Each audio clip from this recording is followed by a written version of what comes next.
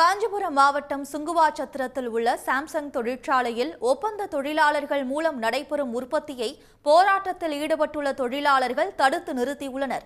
கூடுதல் விவரங்களை செய்தியாளர் மணிகண்டனிடம் கேட்கலாம். மணிகண்டன், விவரங்கள். கண்டிப்பாக சாம்சங் தொழிற்சாலையில் ஒப்பந்த தொழிலாளர்கள் மூலம் நடைபெறும் உற்பத்தியை 16வது நாளாக போராட்டத்தில் ஈடுபட்டு வரும் இந்த ஊழியர்கள் தடுத்து நிறுத்தியதால் பரபரப்பானது ஏற்பட்டிருக்கிறது. வருவாய்த்துறையினர் மற்றும் காவல்துறையினர் சாம்சங் தொழிற்சாலைக்குள் தற்போது பேச்சுவார்த்தை நடத்தி வருகின்றனர். காஞ்சிபுரம் மாவட்டம் சுங்குவாச்சத்திரத்தில் இயங்கி வரக்கூடிய சாம்சங் தொழிற்சாலையில் பல்வேறு கட்ட போராட்டங்களுக்கு பிறகு சிஐடியு தொழிற்சங்கத்துக்கான தமிழக அரசு அனுமதியானது வழங்கியது.